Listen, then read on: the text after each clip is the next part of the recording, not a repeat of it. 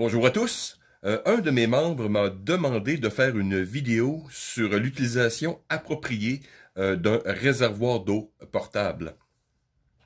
Donc, je vais vous montrer l'usage, bien sûr, ce qui est assez évident, mais quelques trucs que j'utilise, spécialement des fois en hiver, par exemple. Donc, allons-y. Donc, ici, j'ai un réservoir portable de 3 litres qui est de type CBRN, donc avec des valves de sécurité. Je ne sais pas si on voit bien ici. Et dans le bas. Ce qui est assez pratique pour le nettoyage, entre autres, et la maintenance. Donc, on peut fermer aisément un côté, même le bas au complet.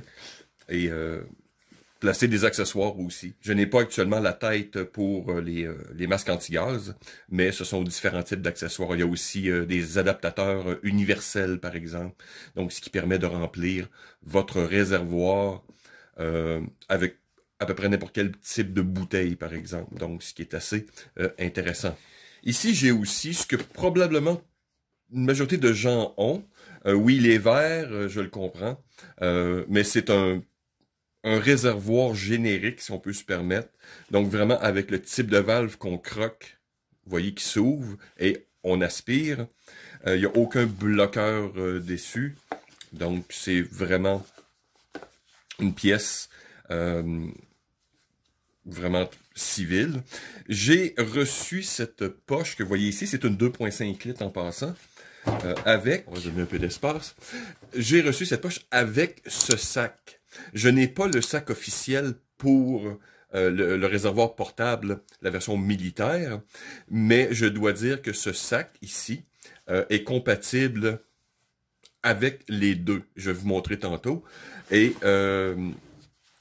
en fait, assez surprenant pour un petit sac qui coûte bien sûr la moitié du prix. Vous pouvez le voir, ceux qui ont regardé plusieurs de mes vidéos à l'école de survie par exemple. J'utilise ce sac que j'adore, très compact, et vous avez un peu de contenance extérieure, donc pour du matériel. Donc ça fait quand même un sac intéressant pour exemple des patrouilles par exemple, ou des randonnées de courte durée.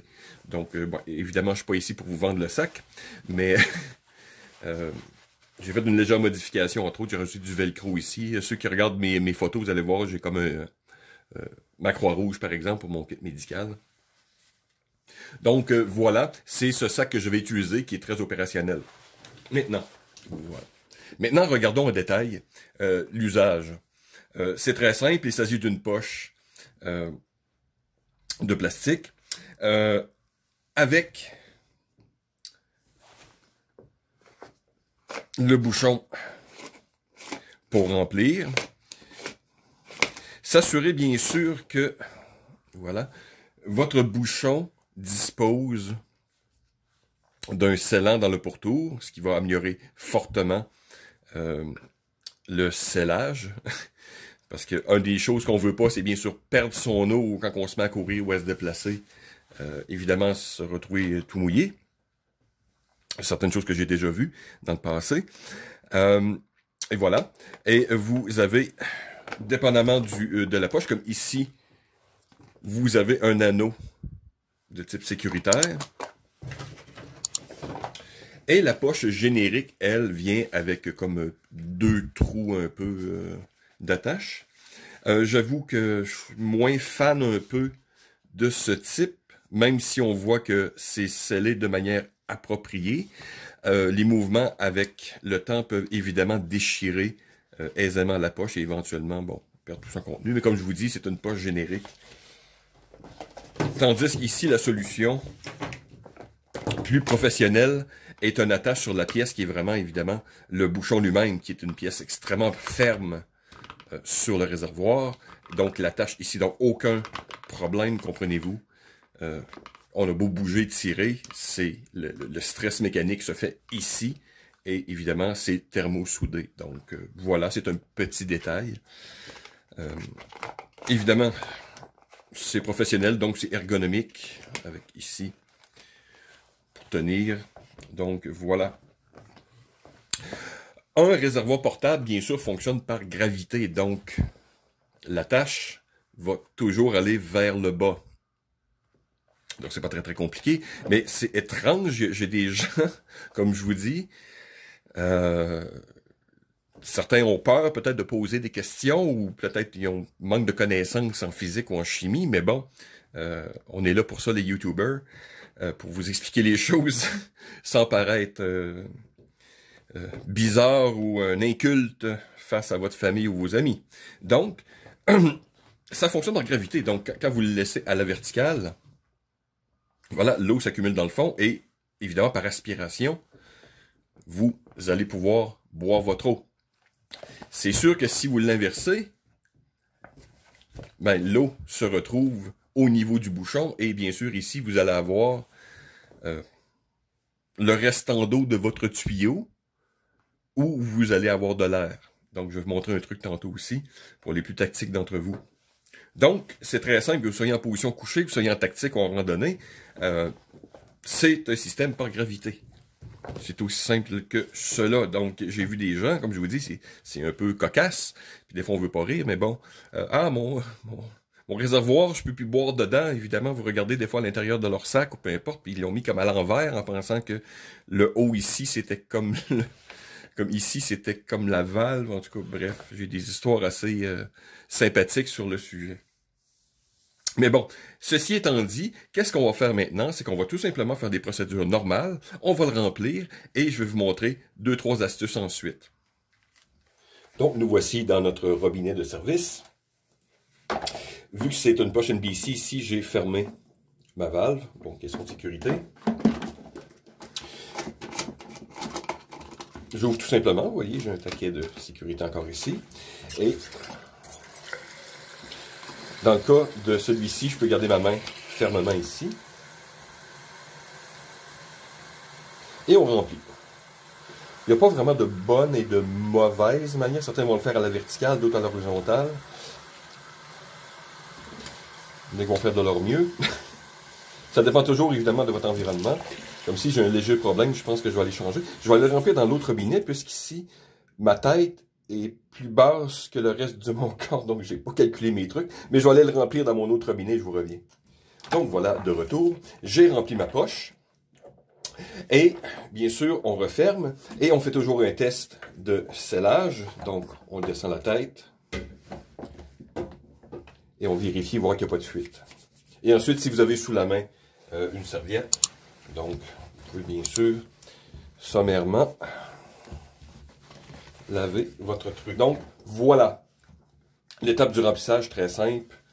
Et voilà, nous allons passer maintenant à quelques trucs intéressants pour améliorer l'usage de notre réservoir portable. Une chose qui peut agacer les randonneurs ou, si vous êtes un peu plus tactique, le son de flouche-flouche que vous avez dans la poche. C'est bien sûr causé par l'air à l'intérieur. Donc, on n'arrive pas toujours à faire un remplissage absolu, donc on se retrouve avec de l'air. Je ne sais pas si on voit ici, je vais vous le montrer d'une autre manière. Donc, voyez-vous, j'ai de l'air en haut. Ben, en fait, dans mon réservoir. Donc, comment régler ce problème? C'est très simple. Qu'est-ce qu'on va faire? C'est qu'on va mettre la tête de notre réservoir par en bas et aspirer l'air par notre tuyau. Donc, dans le fond, c'est comme si vous aspiriez de l'eau, mais vous allez vider l'air et vous allez visuellement voir l'air se vider jusqu'au moment que vous trouvez la chose satisfaisante. Donc, ici, on voit notre air. Préparer ma valve. Je vais ouvrir ma sécurité. Et voilà, on aspire.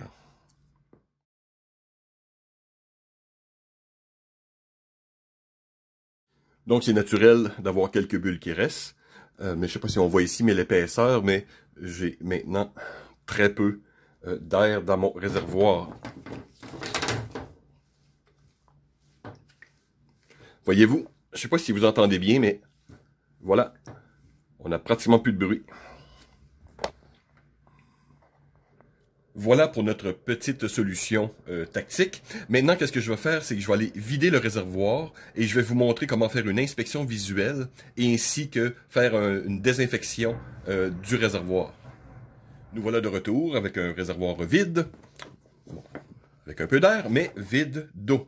Maintenant, le problème majeur avec les réservoirs portables, ben, comme tout réservoir, donc que ce soit les bidons ou jerrycans ou autres, va être bien sûr l'eau stagnante pendant un certain temps et la formation de bactéries, par exemple.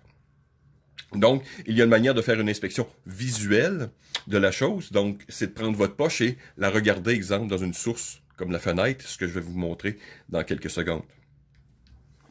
Donc, on prend sa poche et on observe. Je ne sais pas si ça va être bien traduit à la caméra. Vous allez voir à l'occasion des taches. Souvent, ça va être comme jaunasse, spécialement, bien sûr, dans les coutures. Ici, je ne sais pas si on voit assez bien. J'en ai un peu ici. Mais ce qui est typique en passant, pas de panique, ce qui est un peu normal. OK? Cette poche en passant a été désinfectée et tout. Ça fait des années que je l'utilise sans aucun problème. Mais c'est une usure, on pourrait dire, naturelle. C'est juste de faire ses maintenances habituelles et voilà. Donc, pour nettoyer son réservoir, il y a plusieurs solutions. Vous pouvez aller chercher des kits commerciaux qui coûtent quand même assez cher. Moi, j'utilise bien sûr quelque chose de maison. Donc, je vais prendre simplement de l'eau de Javel. Outil à mesurer. Voilà. Et voilà. 15 ml environ. Donc, une cuillère ici. Environ par litre que vous allez mettre dans votre poche. Donc, comme ici, c'est une poche de 3 litres. Je mets environ 2 litres. Donc, je vais mettre environ 2 cuillères d'eau de Javel. Ce que je vais faire maintenant. Et hop. Et hop. Voilà. Ce n'est pas de la grande alchimie, comme je vous dis. Si vous en perdez un peu ou plus ou moins, c'est pas vraiment un problème. Et ensuite, on remplit d'eau chaude, environ aux 2 tiers, on pourrait dire. Donc, vous faites ça à l'œil. Et quand nous avons rempli la chose, refermez votre bouchon. Faites votre test de scellage. Et ensuite, brassez votre poche. Et on va laisser reposer notre réservoir pendant environ une demi-heure. Ensuite, on va vider la chose. Pour le vidage, c'est très simple. Vous allez ouvrir votre tuyau et vider environ, on pourrait dire, un quart de tasse, bon, noyer. Donc, le but est bien sûr de nettoyer votre tuyau. Donc, on l'ouvre, on aspire un peu ou on le met par gravité. Et l'eau va s'écouler normalement. Donc, c'est une question pour nettoyer votre tuyau. Et ensuite, on va se débarrasser du reste du contenu dans un évier ou un endroit approprié. Donc, voici la procédure maison pour désinfecter son réservoir portable. Pour faire sécher votre réservoir, vous pouvez utiliser tout simplement un cintre en métal. Donc, vous voyez, avec une certaine souplesse. Je suis à la bonne place. Je vais rentrer à l'intérieur, voyez-vous, et je vais accrocher la chose. Oui, voilà. Voilà à côté du bain, donc je mets mon tuyau dans mon bain pour qu'il puisse s'écouler. Et ici, si c'est bien fait, vous allez voir, ça permet d'avoir un espace un peu 3D, donc une très bonne ventilation. Donc voilà, une solution tout à fait simple et peu coûteuse. On a désinfecté notre réservoir portable. Peut-être que vous avez mis des choses étranges. Des fois, il y en a ce qui n'est pas recommandé, puisque ces types de caoutchouc vont absorber avec le temps des liqueurs, par exemple, et en poudre. Donc, comme dans l'armée, on dit de ne pas mettre, exemple, sa poudre dans sa gourde. Je sais qu'il y a un paquet de militaires qui le font. Mais vous n'êtes pas supposé. Pourquoi? Parce que, bien sûr, votre poche, avec le temps, va, on pourrait dire, garder une certaine saveur.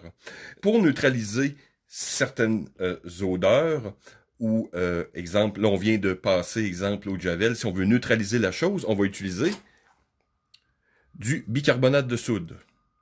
Très simple encore. C'est la même procédure, on peut dire que la désinfection, On va mettre environ 2 cuillères, un peu même processus, mais on va garder la chose pendant 1 heure en brassant de temps en temps. Et on va vider de la même manière que le désinfectant, donc par le tuyau une partie, et ensuite le reste dans son évier ou dans son bain. J'utilise la même technique, pour exemple, les masques anti-gaz, par exemple, ou plusieurs de mes pièces d'équipement en caoutchouc quand je veux enlever cette espèce d'odeur, des fois d'insecticide, par exemple, dans des matelas ou des trucs de même.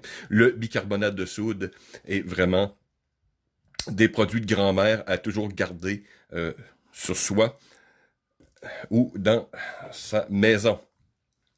Maintenant, je vais passer à une autre chose, un petit truc qui peut être utile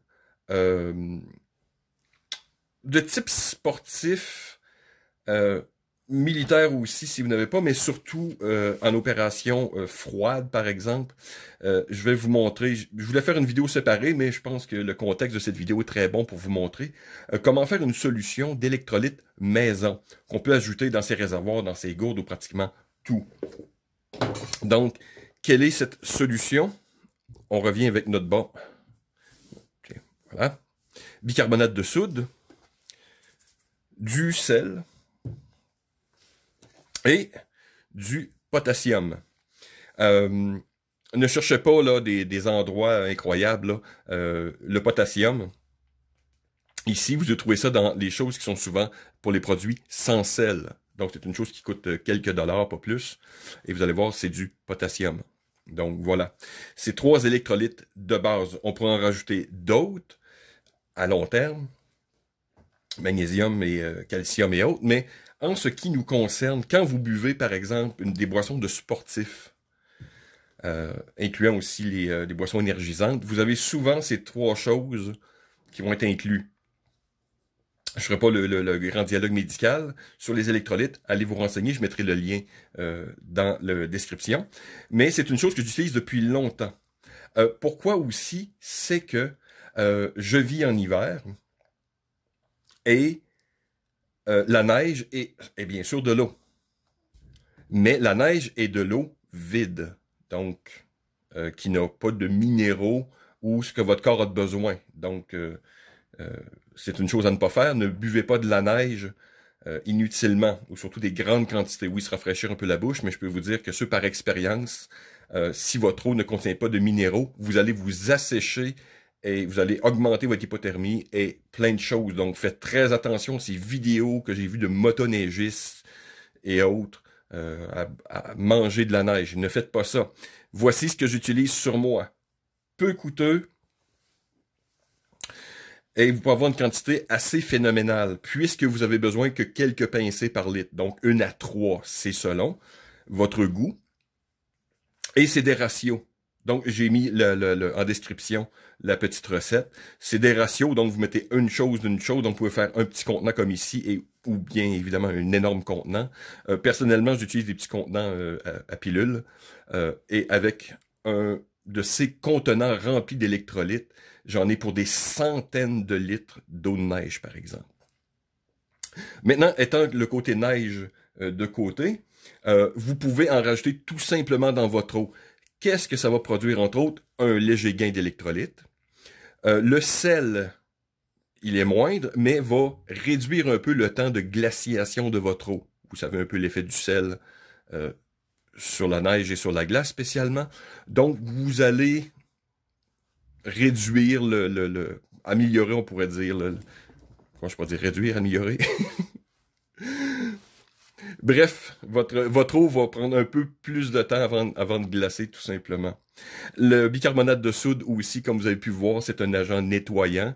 Donc, ça va réduire la formation de bactéries en gardant votre système assez propre. Donc, vous avez aussi ces bénéfices. Donc, il n'y a rien de ces éléments ici qui sont toxiques, même à un certain haut niveau. Donc, une petite solution, gardez-vous simplement un contenant d'électrolytes. Et voilà. Dans les ration packs, dans mon temps, il n'y avait pas ça, mais dans les rations modernes, il y a la poudre, c'est marqué électrolyte, boisson sportif, peu importe. Je dois en avoir quelque part dans mes choses. Donc, vous voyez, c'est la version survivaliste ou écologiste ou quelqu'un un peu séraphin. Donc, c'est quelques scènes et vous allez pouvoir utiliser l'eau de neige, améliorer votre hydratation et garder votre système de réservoir portable de manière optimale. Maintenant, comment déployer ou utiliser dans une pièce d'équipement votre réservoir portable. Ici, comme je vous ai dit, j'ai un petit sac qui est fait pour la chose, mais qui venait avec la fameuse poche générique, voilà, à budget. Et vous voyez que les deux attaches à l'intérieur sont faites pour être attachées sur les trous, donc en gardant la poche stable. Le but étant bien sûr de le garder le plus vertical possible et ou le plus près de votre corps. Donc ici, les sacs devraient avoir une certaine forme de rembourrure, mais pas trop, puisque la chaleur de votre dos, entre autres, va maintenir l'eau, spécialement en opération hivernale, l'eau, comprends-tu, un peu moins pour réduire la formation de glace, par exemple. Évidemment, un peu de créativité, donc vous n'avez pas besoin de faire des choses incroyables. Voilà. Voyez les attaches ici. Donc, l'attache ici, je vous ai montré en début de vidéo. Donc, tout ce que j'ai à faire, c'est rentrer simplement en dessous du crochet. Je vais faire un superbe nœud. Rien de compliqué. Donc, voilà. Aucune modification à faire sur ce sac. La poche rentre très bien. Maintenant, comme c'est un sac adapté pour un réservoir portable, vous avez souvent dans le dessus un trou à travers le sac. Je ne sais pas si on voit bien. Là. Moi, étant donné que j'ai une valve NBC, donc ce que je vais faire, c'est que je vais simplement la détacher, parce qu'elle est trop grosse. Je vais la passer à travers le trou. Wow. Wow. OK. Tout est un peu dans les détails aussi. Vous voyez, souvent au niveau militaire, on a les vestes tactiques. Les civils ont moins besoin de ces choses-là. Je vais refermer pour une meilleure présentation. Si vous arrivez, vous tombez, vous avez une blessure au combat, souvent on a les poignets dans le dos de nos vestes tactiques ou de nos sacs pour nous tirer. Donc vous voyez, si vous mettez votre tuyau par-dessus, vous nuisez légèrement à la fonction de vous tirer par votre sac. Donc vous voyez un petit détail, mais c'est ainsi. Ensuite, dépendamment du type de sac, comme celui-ci, il y a des anneaux en D, donc certains, comme celui-ci, focus, vous voyez, est fait, donc c'est une prise civile, est vraiment fait pour entrer à travers les anneaux en D et clipper d'une manière sécuritaire. Ce qui est très bien. Mon sac, évidemment, est différent, mais sur ce sac, j'ai des passants, tout simplement, tout à fait adaptés à mon tuyau.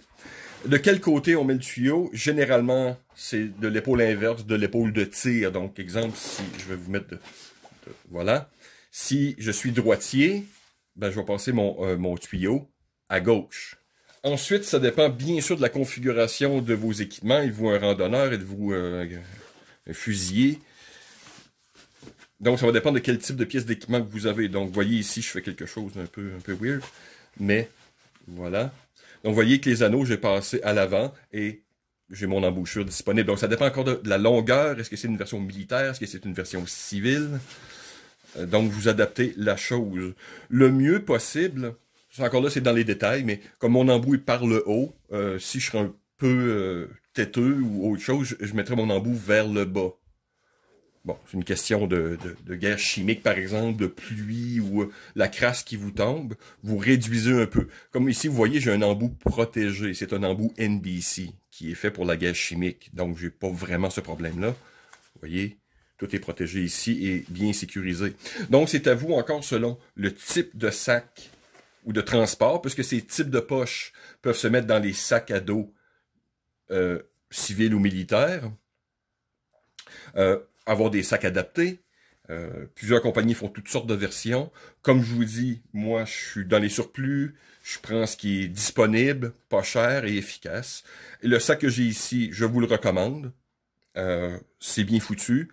Moi, comme je vous dis, je l'ai eu au niveau d'un surplus. Donc, j'ai pas payé le prix corporatif. Okay? Donc, si vous êtes quelqu'un comme moi, un collectionneur ou dans les surplus souvent, faut garder l'œil ouvert. Et saisir les occasions. Donc, sinon, il y a beaucoup d'autres poches civiles qui ont toutes sortes d'accessoires. Encore là, ça dépend de votre marque, comme je vous dis. Vous pouvez faire des modifications, percer à d'autres endroits. J'ai vu toutes sortes de trucs, donc je ne ferai pas ici la grande apologie de tous ces trucs-là. On est des survivalistes, on veut garder les choses simples, efficaces. Donc, le système que j'ai ici, en tant qu'indépendant, comme petit sac de patrouille, comme Bug Out Bag, très bon. Peut-être en version été, parce que pas une grosse contenance. Environ 5 litres, 10 litres, selon qu'est-ce que vous attachez dessus. Mais c'est une très très bonne solution. Comme un petit Bug Out Bag. J'aime bien. Vous allez avoir un réservoir, une poche, voyez-vous, pour garder vos kits, évidemment des armes ou des cartes, et garder vos électrolytes. Je les garde souvent sur moi, spécialement en hiver. Voilà. Donc, j'espère que vous avez apprécié la petite vidéo. Donc, je vais regarder vos commentaires. N'oubliez pas de vous souscrire à la chaîne et on se dit à la prochaine.